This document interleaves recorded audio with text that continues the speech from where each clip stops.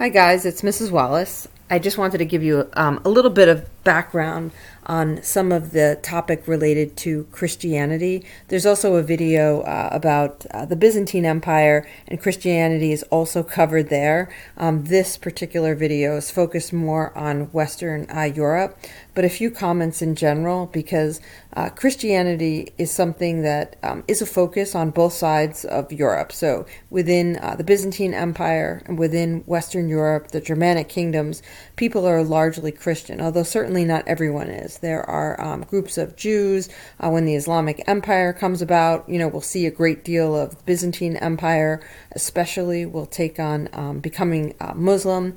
So there are a variety of different religious groups, but Christianity had grown since the early days of the Roman Empire, and by the time of the Middle Ages, we see a great deal of having spread Christianity. There's a couple of things that tie together Christians who are living in Europe in this time and know that culturally some of the practices are a little bit different in Byzantine Empire, and we see over the course of the 800s, 900s into 1000, by 1054 there's actually a breakup of the Christian church, and there's kind of a parting of ways. The Eastern Orthodox Church will really become representative Byzantine and will actually move into places like Russia and become the dominant religion there.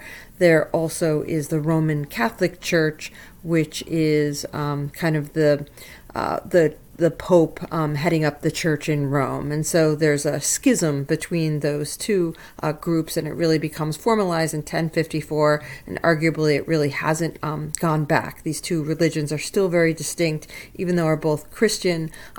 And people who follow these religions are believers in Jesus Christ. There is also some differences between the two religions. So if we look at the slide that you have in front of you, you're kind of looking at some of the overall structure of the Christian church really before 1054 and some of the basic beliefs. So something that ties together Christians is this idea of a belief in salvation or eternal life, that there's life after death, some sort of belief in heaven. And for Christians, this is related to a concept of sin. Sin is a wrongdoing. Sins were categorized, and people believed heavily that sins were something that could actually create problems for somebody in getting eternal life. So there was also a belief that people could have their sins forgiven if they believed in the resurrection of Jesus Christ. And so Christians also follow a belief in something known as the Trinity, that there actually is kind of a God that is a divine power.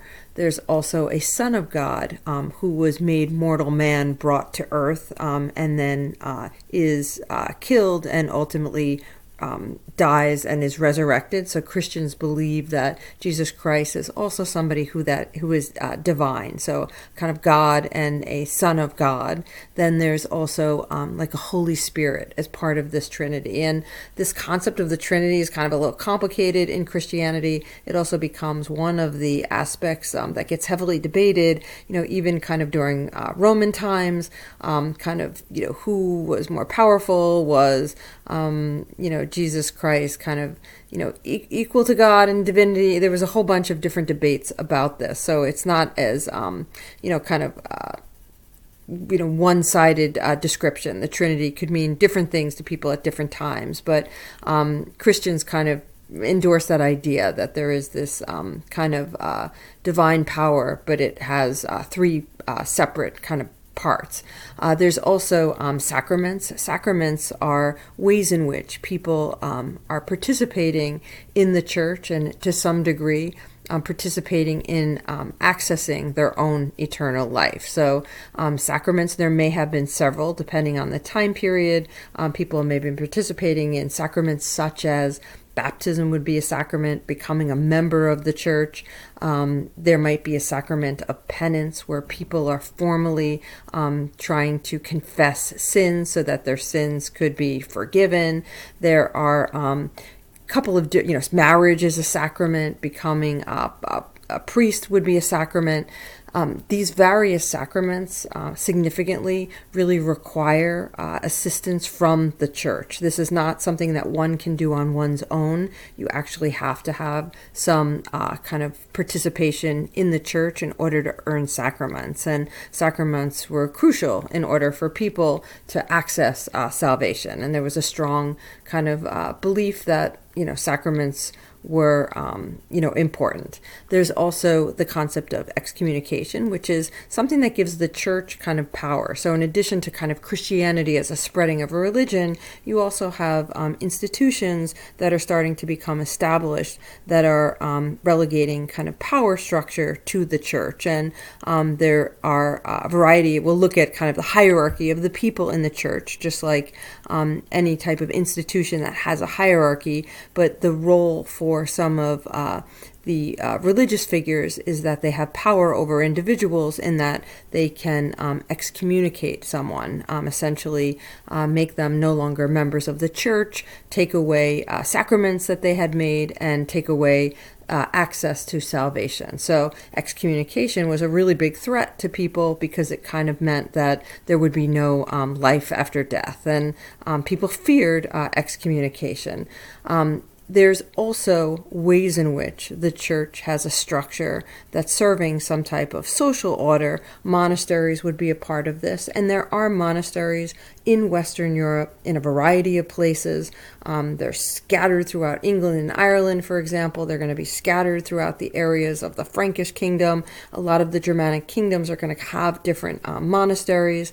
The folks who are in the monasteries are largely serving as the educated class in society, and these are people who are monks, who are dedicating their entire life to the study of Scripture and also to the prayerfulness of being a good Christian. People kind of removed themselves, in a sense, from the everyday society to dedicate themselves to being kind of a good Christian. In addition to that, these monasteries, these places where monks kind of spent their lives, are not only quiet places for reflection and things like that, they're also going to serve as places for people to be fed, to be educated, to be taken care of. Some of the earlier, hospital systems come out of some of these types of orders. We also see a great deal of reform. Some of the initial monasteries are places where there's a great deal of, wealth that's built and perhaps corruption as well. And there are essentially at certain points rules that are made about what should be kind of the things that monks should follow, so that it's much more rigorous. There's also ways in which the church collects money from the participants or the members of the church. Oftentimes it was a 10% amount. So it would be perhaps in goods, it would be perhaps in some type of bullion, but the expectation was that anything that was produced by somebody, 10% of that had to actually go to the church. And so the church, to some degree, is storing some wealth that's coming from the people who are living in a manor, for example. The other thing is the church stays predominantly Latin. This is going to be one of the sticking points between the church in the West and the church in the East. The church in the East is, intellectually much more influenced by ancient Greek classical writings. There's also much less of a dependency on the language of Latin in the church in the West. Classical Latin will stay. The Mass is said in classical Latin. Priests are delivering a great deal of the information to people in Latin, and so it's like kind of continually, regardless of what languages people start to speak in the vernacular, it ends up being classical Latin. That's the kind of language of the church. A few other things. The church itself has a hierarchy. So kind of quickly here, there is some rules that the church creates. It's known as canon law, and canon law is kind of like a moral code. So first of all, it's a way in which priests and some of the people who are involved as religious leaders in the church, some of the laws that will affect them, and it also is some ways in which the church kind of sets up a moral code for participants in the church. So in addition to the laws and crime and punishment that might exist on one's manor, laws that might be set up by the king, or laws that might be set up by the closest noble, or if you happen to be a vassal, the somebody that you are serving. All those different other people might also be involved in crime and punishment in Western Europe, but the church is also installing kind of a moral law. There's also a great deal of ways in which the church gets involved in typical forms of crime and punishment. So, for example, if evidence was particularly sketchy and there was a judge or someone, say a noble, that needed to make a decision of guilt or innocence, for somebody who had committed a particular crime, if the evidence was kind of sketchy, sometimes they even called in the church to kind of help figure out if somebody was guilty or innocent. So in the early Middle Ages, this idea known as an ordeal. This would be the type of thing where putting somebody into a body of water to see if they float or they sink. And if they sink, then perhaps they're innocent. And if they float, then they're guilty, because pure water would reject anything that was foul. And sometimes there would be, a torture involved. Somebody might have to do something that's very torturous, and ultimately a priest would decide if the person was guilty or innocent based on the will of God. So there's times that, this kind of role of the Christian church and the role of a secular leader, interacted a little bit. The church is also kind of involved in feudalism, right? So, if you look at the very top picture where it has, the Pope and the cardinals and the archbishop and the bishops and the priests, kind of know the Pope is really the leader of what becomes the Roman Catholic Church before 1054, the entire Christian church. This was somebody who was predominantly seen by some Christians as having the biblical power kind of connected to Peter. There becomes like a kind of a belief that early on in the history of Jesus Christ, there is a role for what becomes like the first pope, the first, kind of representative of Christ on earth. And the Pope, even to this day in the Roman Catholic Church, is seen as kind of the vicar of God on earth, kind of like a representative, somebody who kind of talks directly to God. And the Pope is seen as like a powerful figure in the Roman Catholic Church today.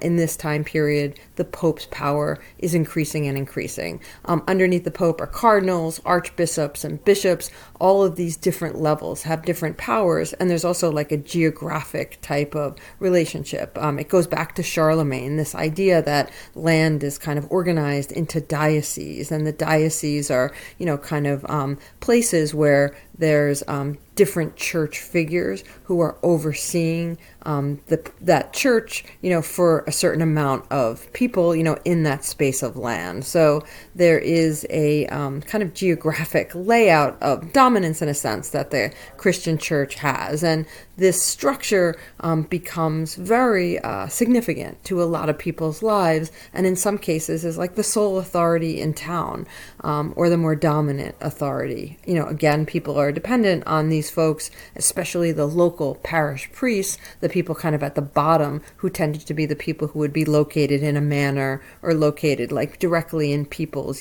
circle, right?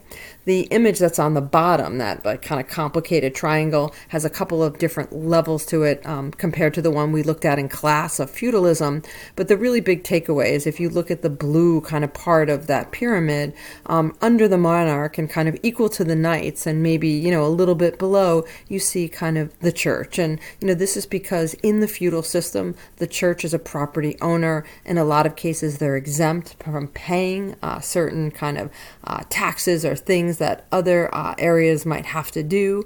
And they are, for the most part, in a position of having some degree of wealth. Monasteries, for example, might have earned money. Not only are churches collecting the tithe, but monasteries might also have been involved in some sort of economic activity. Monks are also all about literacy and learning, and convents, like monasteries, are places for women to really reflect. And we see a lot of upper class women playing a role in society by becoming nuns. So nuns and monks take a vow of celibacy. They're not going to get married.